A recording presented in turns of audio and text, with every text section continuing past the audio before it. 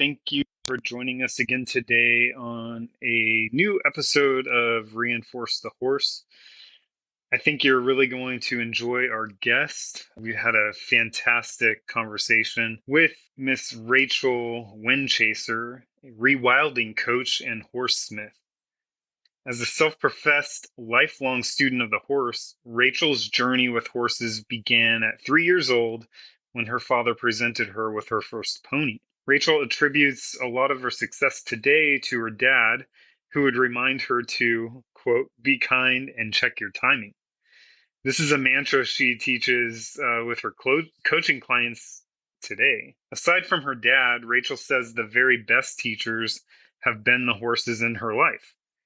Rachel founded the ReWild Your Horse Spirit and Horsesmith programs after living with a herd of Colonial Spanish Mustangs as part of the revival of this endangered breed in Spain. This huge project led to the first Colonial Spanish Mustang foal in approximately 200 years in Spain. As a rewilding coach, Rachel brings a lifetime of experience and knowledge to her clients.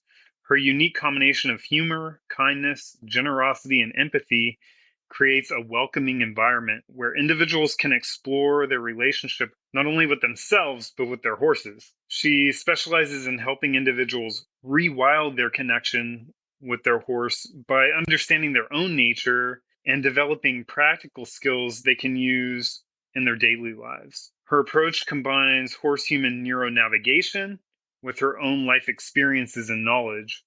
This results in a truly effective coaching experience. Overall, Rachel says her goal is to help her clients achieve their goals and strengthen their relationships with their horses. She believes that everyone has the potential to succeed, and she's honored to be a part of their journey towards rewilding. All right, Rachel. Hi. After some technical difficulties here, thank you for joining us on another fine episode of Reinforce the Horse. You're welcome. It was meant to be, obviously. Wow, you've got quite an awesome bio. We have introduced you to the guests or the audience prior to bringing you on here, but if you just want to go ahead and elaborate a little bit on who you are, what you're doing now, and then we'll just kind of have a nice chat. Oh, no worries. Well, first of all, thanks for having me. It's a real pleasure. Well, I'm Rachel Windchaser, and I run 2 programs in parallel. First, it started with the Spanish Mustangs, the Colonial Spanish Mustangs, which I've reintroduced here in Spain. And my coaching program, my mentoring program, which is Rewild Your Horse Spirit, was sort of born out of that. I've lived my life with horses. I had my first pony at 3 years old. My dad turned up with a little Welsh colt and said, here you go, it's time. And by the time I was 18, I had 5 of my own personal horses, because horses were very important in our family. And we always had a very natural way of being with them. My father was a huge influence on everything I did and still do today. But there was always some element that I felt was missing from my conversations with the horses. And it wasn't until I started living with these very pure beings, these Colonial Spanish Mustangs, that it really hit home just how diluted our domestic horses are in general. And I started investigating the rewilding aspect of really getting deep into their nature and what makes horses tick and why they behave in the way they behave. But it was a real awakening, combining that the wildness of the Mustang, although these are not wild Mustangs, they've come from very natural herds, and they are very rare now in terms of breed. They're endangered. And comparing them to the domesticated horses, the very highly domesticated, man-made horses, if you like. And they showed me so much more of the conversation that we could have with them. And that took me down a huge rabbit hole of how we, as a being, the human being, has become so over-domesticated that we're also diluted from ourself, the trueness of a human being. And we can get into much more detail. It was a combination of these horses coming into my life that made me look at horses in a different way and realize that even though, like I say, I grew up in a very natural environment with horses, it still was in a diluted way compared to the actual nature of the horse. And I think every horse, even every highly domesticated horse, has within their core their origin, obviously, their nature. And if we can tap into that, their ability to survive our environment, because they are domesticated horses, I'm under no illusion that we as human beings have our goals with the horses that we have in our lives. And that's okay, as long as we consider that the conversation and the dialogues that we have with them and the relationships that we build with them come from a horse-centric path, if you like, and not solely the way we are going to look at things. And one of the things that I have developed with the horses here and the conversations that I've developed with the horses in my care is that principle that all horses, no matter what they give on whatever day, are giving you 100% of what they can in that moment, and to be grateful. Because as we have bad days, they have bad days. As we find things difficult, they find things difficult. As we get confused, they get confused. And we tend to turn up with the idea that they're going to be the same horse as they were yesterday, and they are going to be progressing in a very linear way. We're not linear beings, we're mammals. They're not linear beings, they're mammals. Mm-hmm. And I think there's got to be some correlation between those two things.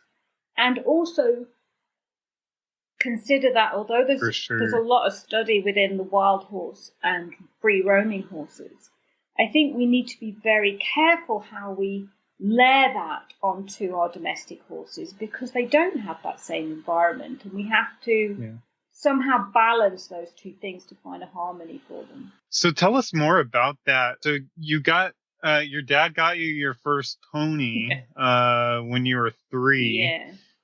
Was that the family's debut into the equine world? No. Or it sounds like your dad had a long history of horses prior to that. And so that went from, you getting a pony to then just kind of getting more immersed in all things equine, or were there a specific type of horse early on? Yeah, well, like I say, we had, he turned up with this little colt, this 6-month-old colt, and certainly I think now that would be too young.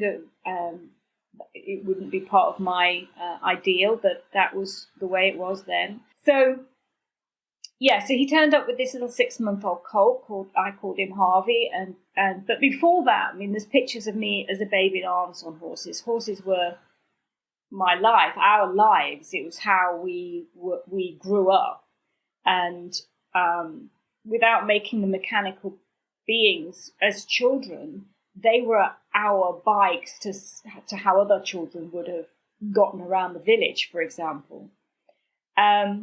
Unfortunately, that little colt passed away when he was gelded. So my mum, who was not the horse part of the partnership, decided that if I was going to get another one, it would have to be a filly, so that I didn't get over-traumatized again if there was any other.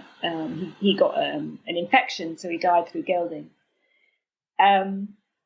So I grew up actually from the age of 5 to 18 only with mares, because my mum didn't want me to go through that trauma again. And when Trixie, which was the pony I got at 5, I became too big for her, obviously. Then we got her a flat back car, and we would go around the village, collecting bits and bobs. And it was just how we grew up. It was just part of our lives, moving from A to B and being with the horses.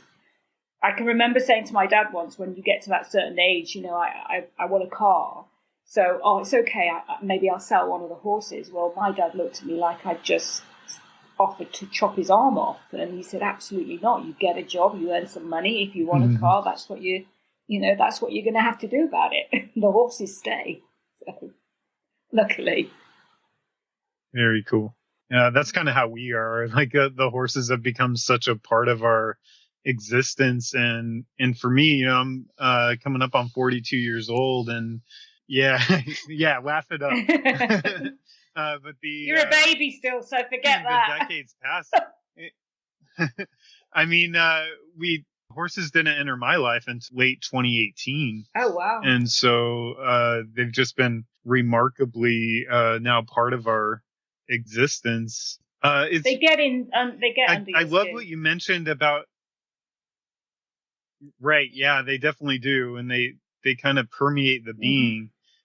Which brings me to one of the things that you mentioned in your bio write-up about your dad saying, be kind and check your timing. And that idea, Alyssa and I have talked about, it, maybe not those exact words in that way, but definitely kindness. And can you share a bit more about, how that came about? Well, yeah. He was an incredible horseman, and I have to, I had full admiration for him, and I have the life I have now because he gave me the foundations that he gave me. And his big thing, like I say, was be kind and check your timing, because if they're not responding, his premise was, if they are not giving you the response that you seem to be looking for, then your question is either wrong or you asked it at the wrong time.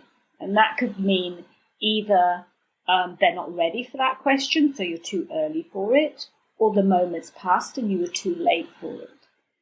But taking that a little bit further, I think it also is part of balance as well. So when we have a horse that's trying really hard, our timing as human beings is awful. We are slow, usually. And I think that's a lot to do with the fact that, as I said earlier, we have become so used to having everything done for us. And that also takes me on to our domestic horses and the fact that quite a lot of them fail to understand how to think as a horse because we're constantly thinking for them. They don't need to look for food. They don't need to look for water. So their survival instincts get dulled, and that makes them react in a way that appears to be either spooky or frustrated, or the fight and the flight. And what it is that they just don't know how to respond, because we're asking them a question to respond to that we haven't allowed them through nature and nurture to actually look for the answers themselves. And they are super intelligent beings. The way you brought that into what you said earlier about just them being so disconnected and how we are so disconnected from nature, that really resonates with me, because I've been walking around barefoot a lot lately. Brilliant. For, there's a lot of science around it. And a poem came to me this morning just about my feet and how our feet are so intricately connected to the earth, or they should be, at least most of the time, and how disconnected we are, because, and it sounds like a lot like what we do with the horses, like we bring them into domestication and put them in a cage, essentially. Absolutely, in a lot of ways. Absolutely. And remove them from their natural environment, which what it sounds like you're saying is ultimately leading to them being in a shutdown or disassociation. Absolutely. They become state. They become institutionalized, if you like. So it's as simple or as complicated as you want to make it. So even by just putting a rug on them, and I'm not saying, obviously, if there's a medical situation, all that aside, but the over-rugging, and I mean, my horses are all barefoot, and that goes to what you're saying. The horses have scent pads in their feet. That's how they follow, and that's how they find themselves. That's how they discover where they've been and where they need to go in a wilder situation. So they can follow their own scent, or they can follow the scent of the herd, or they know that there's a strange horse arriving in the herd. So your connection with the earth, the connection with your feet, and the horse's connection with the feet, it's all linked. And I think that part of that rewilding, I think you have to be a little bit cautious when we talk about our domestic horses, though, in a sense, because obviously I keep my horses as natural as possible, as they're not wild by any means, but certainly we live in a forest in the middle of Spain, and they have a lot of space, and they're barefoot, and they have, natural water, etc. And I understand. I think we have to be very careful, because it gets to the point, I don't want to alienate those that don't have that. And I think no matter what you have, no matter what space you have, there are things that we can do, because we know things better now than we used to, that we can change and shift for our very domesticated horses. And it doesn't mean to say you can't have goals. You can't have, some of my clients are competitors, but they choose the relationship before the ribbon. So if it's not working, they don't go for the ribbon. I wouldn't work with somebody that was so goal-orientated they're only going to consider their horse as a machine. The horse always comes first, no matter what. That is non-negotiable. But within the parameters and the environments that people have, we need to start working on what we can do to improve that for our horses' well-being. Because a mentally and emotionally balanced horse, the one that's in harmony, is going to be in harmony with their bodies. And once their mind and their bodies are working together, they're with you. And when they're with you, they can have a dialogue with you, you can have a conversation with them, and it becomes a true partnership.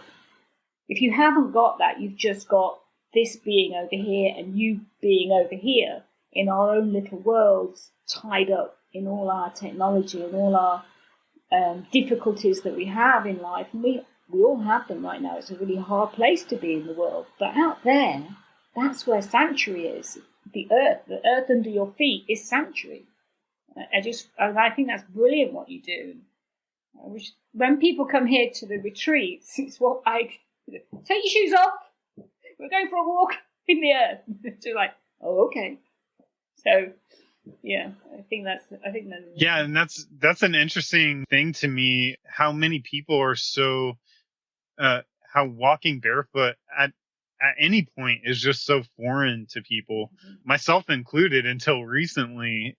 And there's a lot of like science and mysticism and all kinds of stuff that support, as you probably know, the connection with the earth in that way is a really cool thing. Can you tell us a little bit more about the rewilding? I guess the definition and what it is to you. What is it? Well, in one word, I guess it's freedom, because you become less bound by what society expects of you. It doesn't mean, running around naked in the forest. It means having an energy and an emotional connection with what should be. So the earth, the birds, the breath, the wind, to understand that things can move forward without something physical being in your hand, on your body, in your mind, constantly thinking that it's the nothingness of everything. Does that make sense? It's very difficult to explain, because it is an energy, it's a feeling, it's a harmony within mind and body. So to rewild yourself and rewild the horses, like I say, it's not opening the fences and letting them run off. It's not realistic. We have to find rewilding in every moment of our day where we can, and find that joy in that one moment. And that is the freedom. So if you can find moments in your day where you feel truly connected to something that you truly love, like the softness in your horse's mane, for example, or the earth under your feet, or the breeze on your skin, notice that.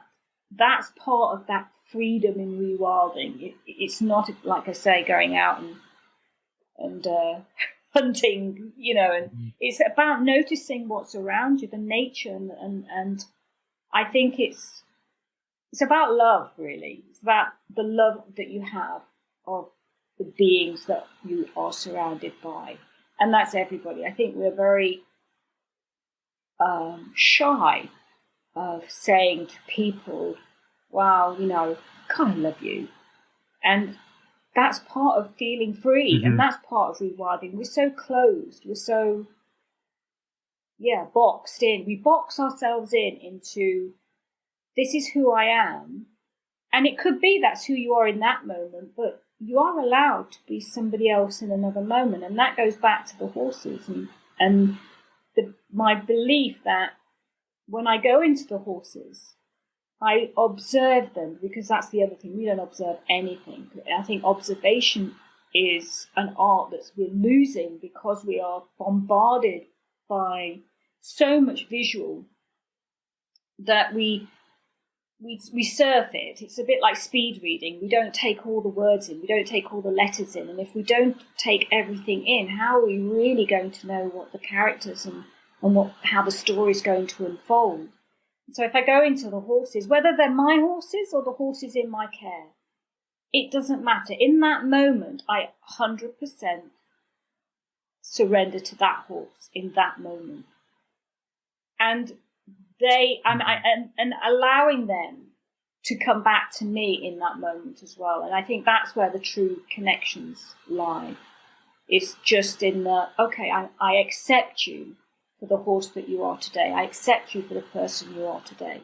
And knowing that tomorrow could be and probably will be different. So it's a freedom, I think. Just a beautiful way of expressing that, because in your work with Mustangs, so I'm having a hunch that you might have had a particular horse that is near and dear to your heart, the so-called heart horse, if you want to call it that.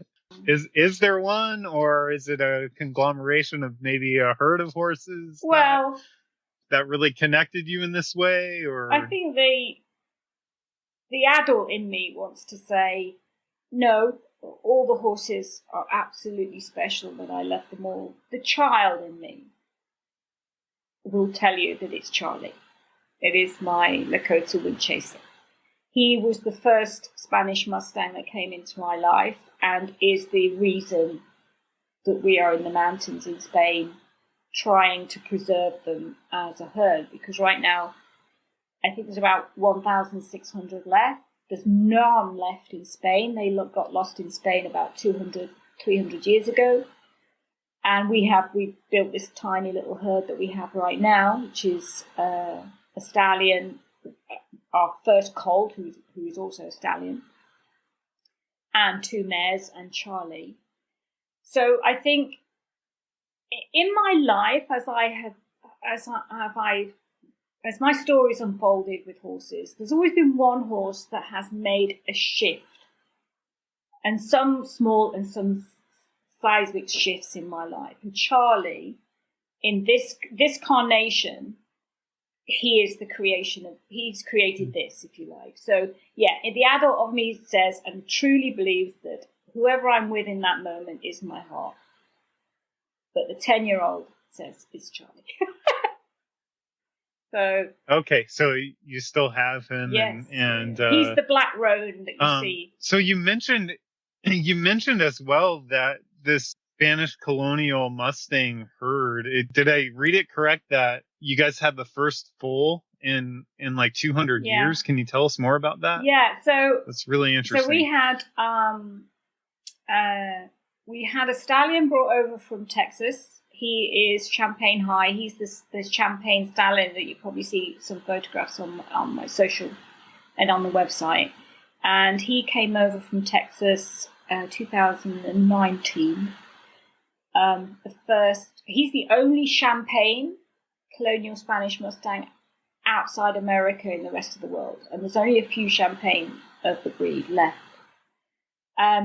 And I had 2 mares, and in 2019, so he's just nearly 2, we had our first Spanish colt born. He's a zebra dun. He's called Caminando con Sueños, which means walking with dreams in Spanish. But I call him Parker, because I'm not going to call that out in the middle. Caminando con Sueños. So we call him Parker, which is a nod actually to my family. So yes, he would be the first foal born on Spanish soil in about 200 years. back in Spain. So. Wow, that's neat. So tell us more about Charlie. What are the specific aspects to Charlie that just really resonated with you? Well, when I went to meet him, actually, I was looking, at the time I was living in Italy, and I knew that I wanted to come home to Spain because I'm convinced in another life I was actually Spanish. I spent 20 years in Spain, then moved to Italy for 11 years, and then came back to Spain. And I knew I was coming back here. But while I was in Italy, my mother passed away, and it was a really hard time for me. And she said to me, this is, don't get too emotional. She said to me just before she passed, Rachel, why are you in Italy? Because I know you're happier in Spain. And why have you not got a horse? Because it was one of the few periods of my life that I didn't have my own personal horse. I was still, working with horses, but I didn't have my own. And so that was it. It was almost like I've got to do as I'm told, So I started looking for a horse. And at first I was looking for a Spanish breed because I knew them. And then I came across the story of the Colonial Spanish Mustangs, how rare they were. And it was very romantic. The conquistadors took them to America. And then the first peoples of America, the Native Americans, particularly the Apaches, I think, were the first tribe, took them on and they became the Indian pony. And so it was a very romantic story. And so I had this grand idea, and I thought, well, if I get a mare, then maybe one day I could breed. And so I went over to look for a mare, and I saw this big blue roan, amazing, but it was a boy. And he nickered at me as I walked past the fence. He nickered at me, and I thought, well, that was quite cute, that I've come to look at a mare. And I walked past him again, and he went, I said, oh, he's so handsome. Can I go in and have a look? And I went in to have a look, and he just plonked his nose on my chest and just filled me with warmth, that breath that they give you. And I just looked up and went, yeah, this is my horse. This is my horse. And he became my horse. And it was just so emotional because I was very emotional at the time, and it was just a choice he made. And I was told that they choose you. This breed will choose you. They're just incredible animals. I mean, all horses are incredible, but I'm very privileged to live a life with these horses that help me understand the way horses should think, should feel, and and that helps me take that through to my clients. And he's amazing. He's absolutely amazing. He's very thunderous, and he's my 10-year-old heart horse, but not my adult. Yeah. So, wow. I'm trying to take in all of man, you've touched on so many awesome aspects.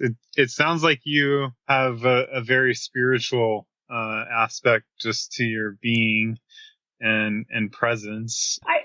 And can you talk maybe a bit about that, because I'm having a feeling that it's connected to your relationship with horses, and I'm finding that Alyssa and I are finding that that's how it is with a lot of people. I think, I think it's very difficult. I find it very difficult to comprehend that anybody that lives with horses cannot have some sort of spiritual connection. And that sounds a little judgmental, and I understand that as I hear it. But it's so fundamental to my life with horses and how they have helped me transform some of my thinking as a domesticated human being, as a domesticated adult with responsibility. And I think it's very important that we understand that as we are flexible with ourselves within this dialogue, and forgiving. We need to forgive ourselves for being how we are, but have a path of how to come out of that. And that's what the horses, I think, have helped me, certainly, in my story, in my journey. They, given the opportunity, they will forgive. They will show you the best of them because they want you to show them the best of you. And if you are giving them only part of you and not the best part of you, that's when you don't get the harmonious conversations and that intertwining of the two spirits. I did a talk the other day about how important parts of the horse's body are and how we sometimes disregard areas of the horse because they are big and strong. And I think that goes to us as human beings. We shield ourselves and wrap ourselves and protect ourselves, which is understandable because vulnerability and opening ourselves up can be really scary. But if we cannot see each other as we are, how are we going to be able to present to our horses who we are? And they need to know. They need to know who we are. And that, I think, is a lesson that's helped me navigate the human world, because from being a very little girl, I've always found it much easier to hang out and communicate and just be with horses than I have with humans. I find humans, don't be offended, but I find humans in general quite perplexing creatures. And I get... Oh, I feel yeah, good. Well, not good. It shouldn't be, but it's a very... I find myself quite often with my head tilted going, yeah, but why? Why are you doing that? And the horses are so direct. They're so clear and clean with how they are with each other and how they are with somebody that is open and clear and clean. And when you become foggy and white-noised and full of too much confusing energy, too many vibrations that are not rhythmic, because horses are rhythmic creatures, they live in rhythm. Our lives are not rhythmic, unfortunately. We have so many aspects of our life that keeps us out of rhythm, keeps us out of balance. They can't cope with that, and why should they? And it's not. And then we, as human beings, consider that an inadequacy of them. And actually, it's our inadequacy. We need to be balanced. We need to be in rhythm. And my biggest joy is when I can see a human and a horse come into rhythm and come into balance together. Because my philosophy is that every relationship that I work with, my task is to allow them to have the tools so that I don't have to be there. There's no point me going in and creating a relationship with a horse and balancing the horse and having an emotional dialogue with the horse and setting the horse up if the human isn't along for the journey. Because I'm going to leave and then they're still going to have discourse. So my goal is that the relationship, it's more relationship counselling than actually horse training or coaching, is to ensure that the human and the horse have a partnership and an understanding so that they have the tools to be able to have that dialogue. They have the vocabulary to be able to continue that dialogue when I'm not there, so that it doesn't just stop. Because I can't be everywhere. And, I want them to progress. I want that relationship to blossom and not be dependent on me or anybody else. It is their relationship. And as we're all different, my relationship with horses, so my relationship with one of your horses would not be the same as your relationship with your horse, because we are two individual people. And likewise, your relationship with one of my horses would be completely, it's your relationship, as it is in my relationship with that particular horse. They are all individuals and we are all individuals. So the accents and the dialogues and the vocabularies between two people, between two beings, are all going to be different. So it doesn't matter how much I set up the emotional foundation, which is great, that's my job, and that's what I do. The rest of the story has to be written by them as a team, as a partnership, as a relationship. And it doesn't have to involve me in every chapter. Does that make sense? Yeah, it definitely does. It's kind of like a good counselor would say, you know, ultimately work themselves out of the job because they're, you know, equipping the person with the tools and the ability to do things on their own and in their own way. Would you consider yourself an empath? Yes. Yeah. Yeah. So it seems to me, since I've been working with horses, they've really helped bring out and bring about my empathic nature that I more or less shut down over my lifetime.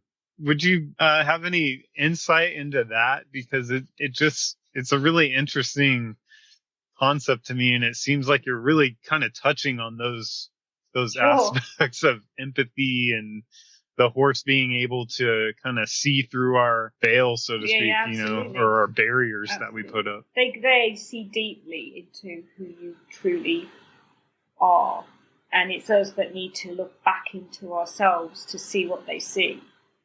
And sometimes it's not pleasant, so that's for sure, but that's what you need to be working with. But in terms of empathy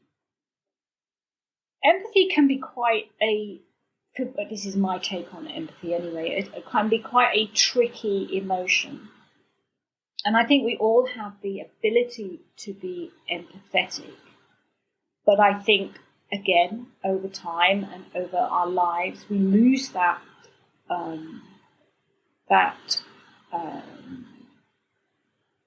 feeling, that delicacy that sometimes empathy needs.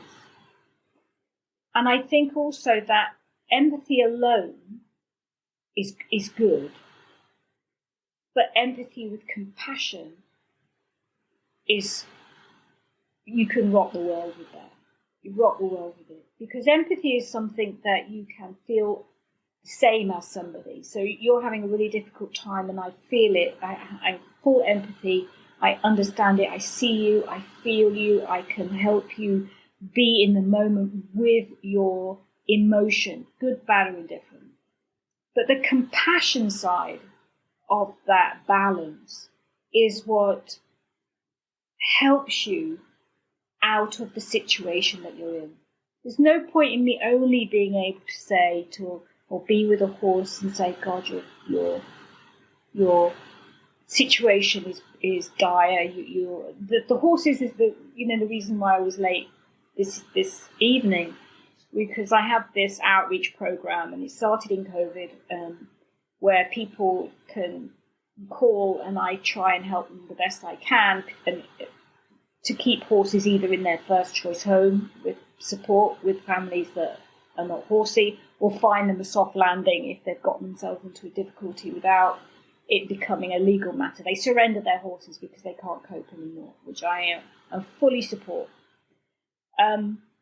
So I can have empathy with that, and I can have empathy with people, but the compassion side is the side that sorts it out. So if you fall over, I can empathize that you fell over, but I'm going to hold my hand out, and the compassion is lifting you up. The compassion is supporting you and building a scaffolding under you, so that if you fall again, there's already a foundation being built underneath you. So I think the two work together. And I think this is just my take on it. I'm not a psychologist. I'm not, I'm just a horse girl. But this is how I've lived through this. And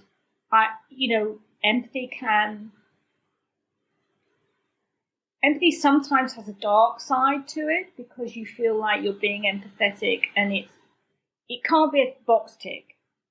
True empathy is a true, deep, moving feeling, but it has to have that compassion so that it can have forward progress. So it's like you're saying that empathy is the marker or the thing that brings about something that may need action, and then compassion is the logical follow through or action. It sounds like it could go the opposite way, where you have the empathy, you have the feelings that arise, but you choose a different route that maybe isn't tied to compassion. So then you might go the wrong direction that way. So Sounds if like you put it really simply and quite brutally, let's say, I can say, God, I really feel you're having a bad time.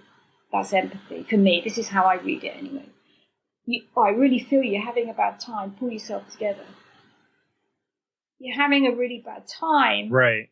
What can I do to help? What can we do? Let's write the next chapter for ourselves so that we can together grow from this. That's quite a basic way of putting it, I think. And like I say, this is just my take. Yeah, that's interesting. And I've never really connected those two, like compassion and empathy, directly together that way. So that's really profound to me. And it also, in the way of working with horses, it seems like to me, like I have rarely come across, I haven't really even come across somebody directly that wants to do harm to a horse. Yeah. However, I've seen a lot of horses that I would say the empathetic me comes out and says like, wow, there's a lot of harm being done to that horse.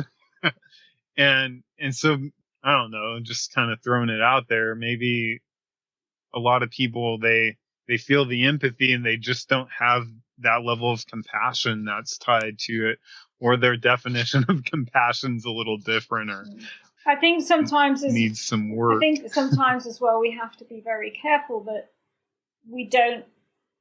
There's a very fine line, and then where judgment comes in, and we have to. I think that if we can see that somebody is doing their best, then we cannot judge them poorly, but we can be compassionate and show them even a better way of doing whatever it is, with horses, without horses, in life in general. If they're doing their best and it's not working, we can be empathetic, we can be compassionate, we can help them, or we can judge them. But they're still doing their best, so that doesn't help them.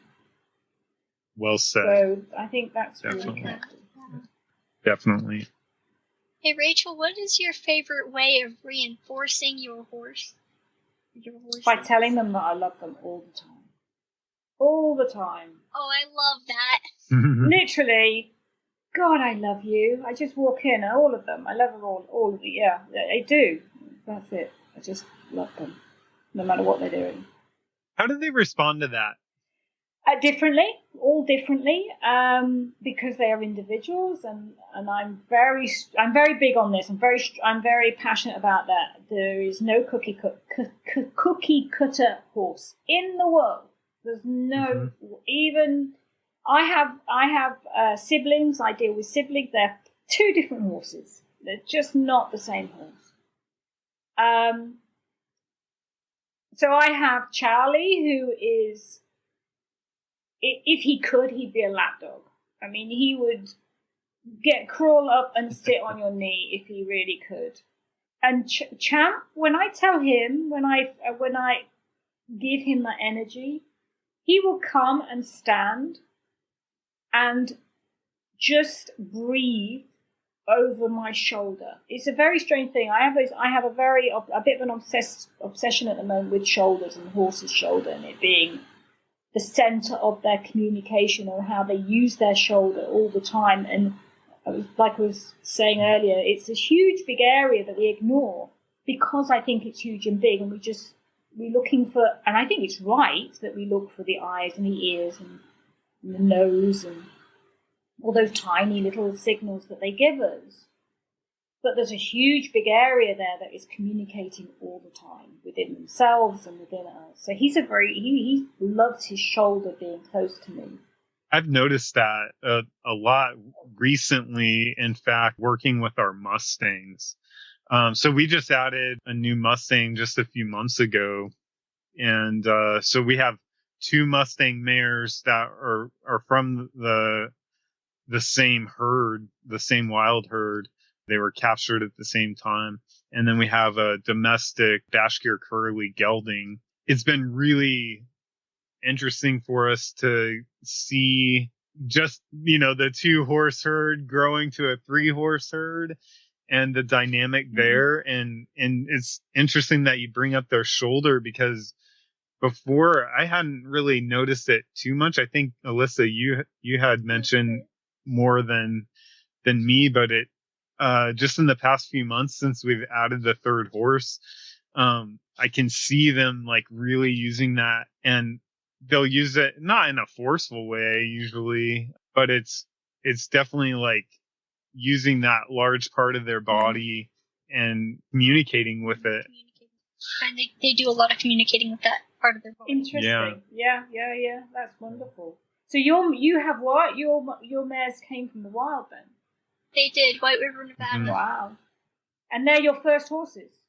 We had one other domestic quarter horse mare that she was our very first.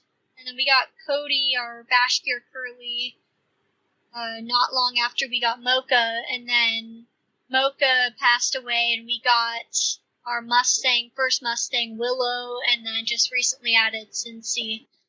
So this is interesting. Do you see a different dynamic then between the wild horse that has come into a domestic situation and the domestic quarter horse that had always lived domestic?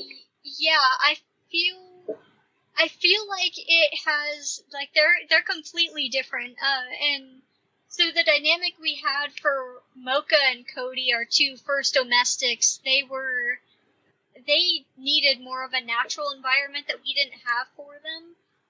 So to say, I mean, I never got to see Mocha transition from being 100% domestic to having that, like, that freedom, if you will, to be more wild. Cody, on the other hand, he has been domestic his whole life, and we have a big paddock for them that they all share, and seeing him go from, like, a dry lotted space, eating twice a day, to being, having free feed and having grass and having 2 other horses in his paddock, he just seems so happy. Excellent. And he seems so grateful, and he comes up and he puts his nose, particularly to Dad, he'll just like lay his nose on his chest and be like, "Thank you." That's wonderful. He's just such a grateful boy. And yeah, we've definitely seen a lot of differences just in how they interact with each other, and we laugh about it because Cody, the domestic, will be more at like the hay nets and such, and the 2 wild mares will be out grazing more, Yeah. So that's just a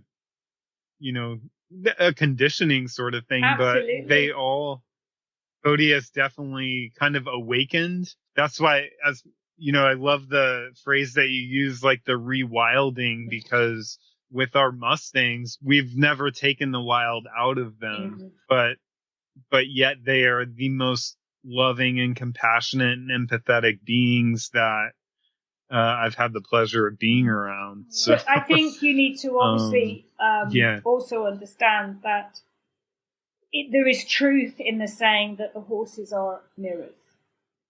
So their being, particularly if you're talking about your wild mares, and you are their first true interaction with a living situation with a human being. So I don't know how quick they came to you from gathering or their situation before they actually arrived to you. But in terms of 24/7 human beings in their lives, you are there for them.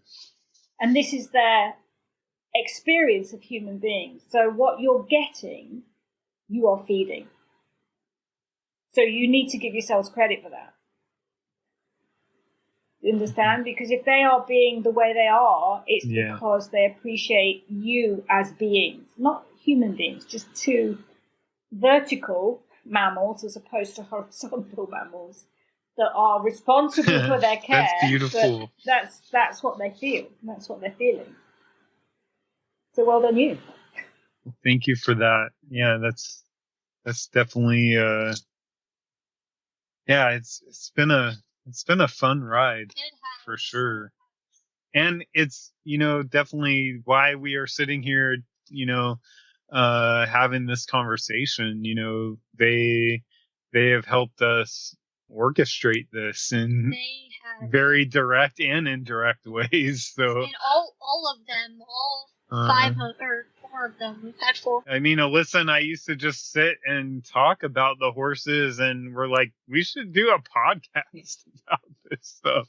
I'm so glad. Like I said, this dynamic of father-daughter is really, I love it. Absolutely love it. It just makes me have very happy memories. Thank you. And yeah. That's part of the joy, is for me at least, being able to share that with them. Yeah, can you imagine? Yeah, we'll have all definitely. This to look back on. That's great.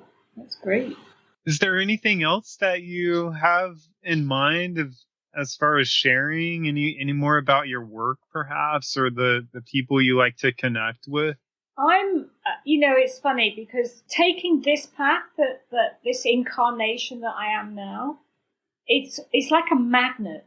So people turn up in my life, and there's a beautiful community, and I think that it's slow, but there is change. You were saying earlier that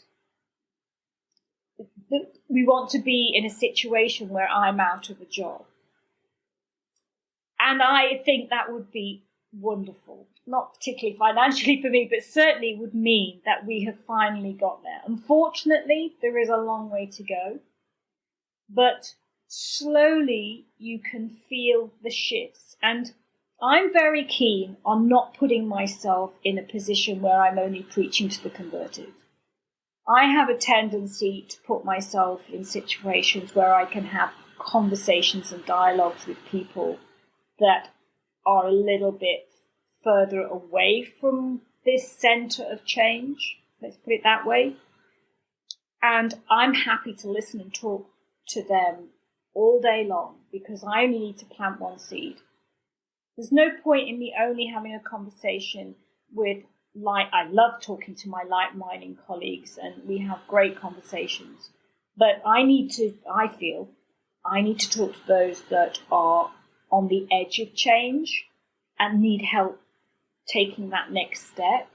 Those that are really on the far outer edges, that's a bigger conversation. But certainly we need to start being, we need to be true to our word. So if we're going to be empathetic and compassionate, non-judgmental as much as, we have to give that to the people that we can reach.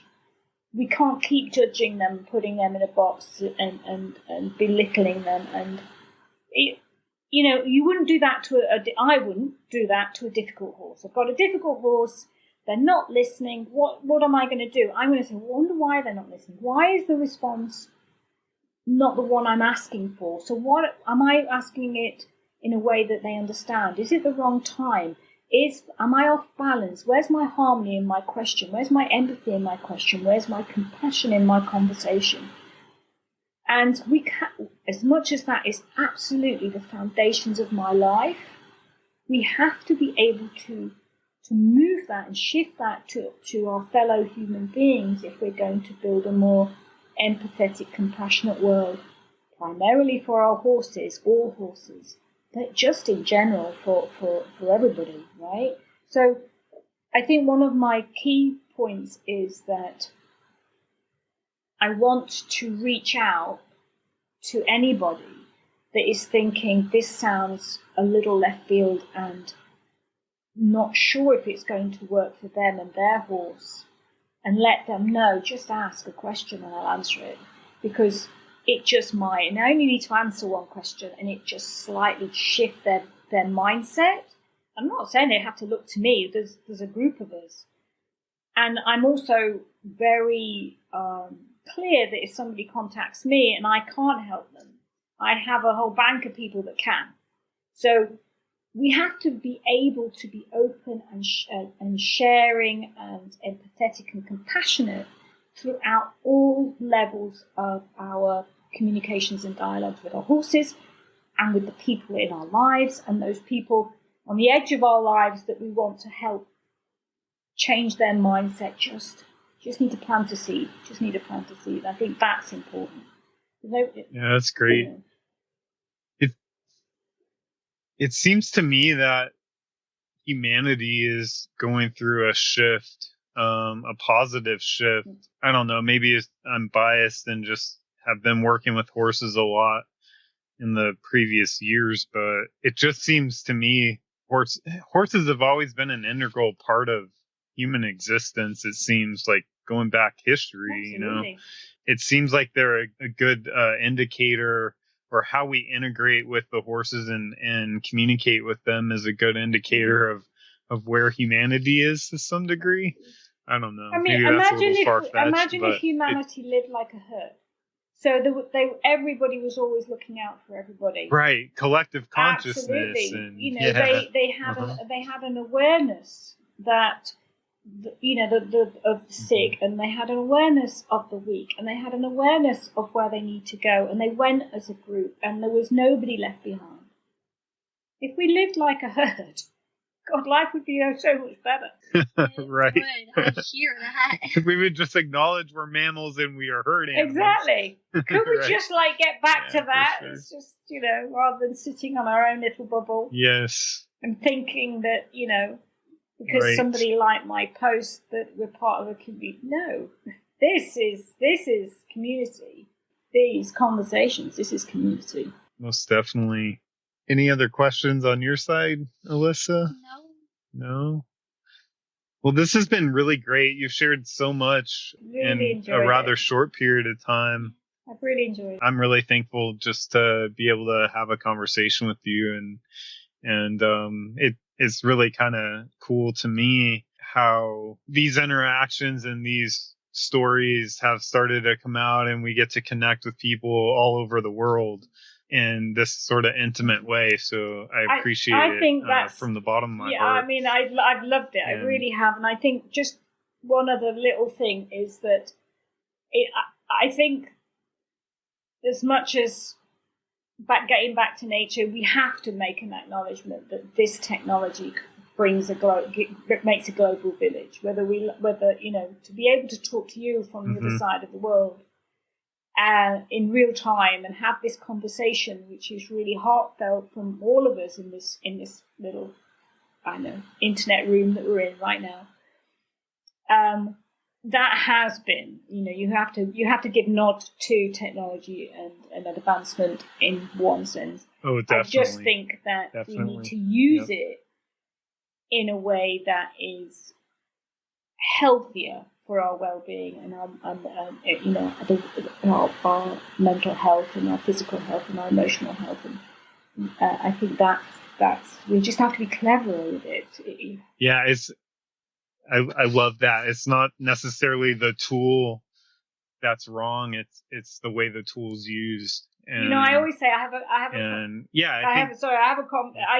get sometimes I get a little bit of pushback from people because they'll see me with in fact simple like I ride Charlie in a side pull bridle, so bitless. I'm not necessarily anti-bit really, but I prefer bitless. And I got a bit of pushback because why are you using a side pull? Well, it's only a side pull if you pull it. Otherwise, it's just a lateral conversation. Call it Mickey Mouse.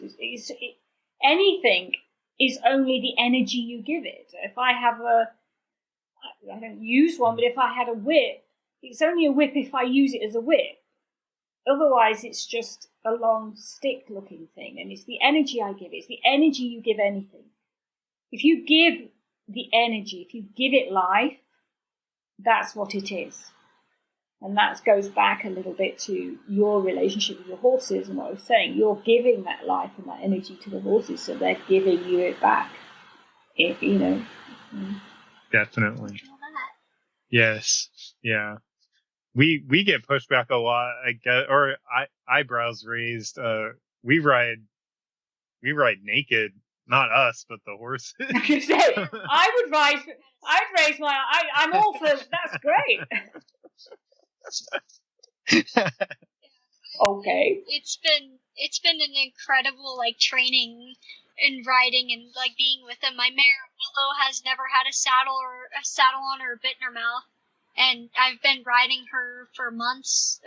It's been almost a year now that I've been actively riding. And we're not against all that tack or anything. It's just what works for us. What has played out just in our own like herd dynamic. Exactly. And like sounds like that's what you're touching on. It's like really just being open and in tune with that, and then we use these tools and the energy going to it. Right.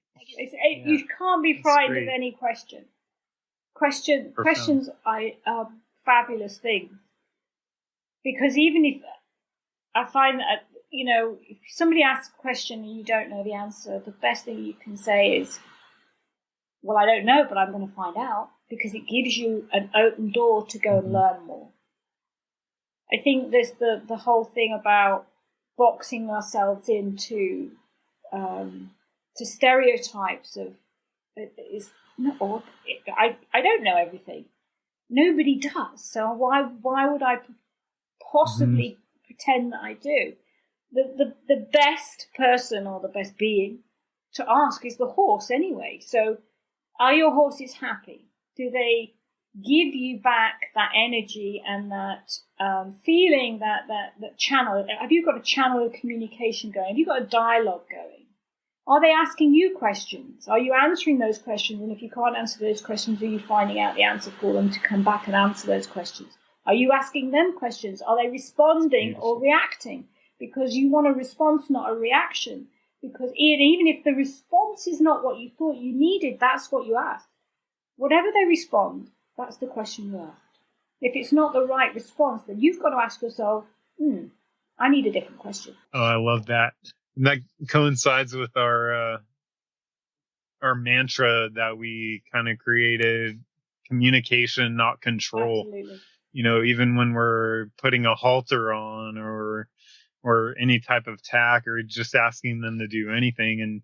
And as a dad, that's flowed through just in my ability to be a dad, like, reflecting back in a lot of ways, like, just raising children and how, we could be tilted more toward control than communication in a lot of parenting sort of ways. And so, there's so much that I feel like can be had in the world of horses for humans and vice versa. Absolutely.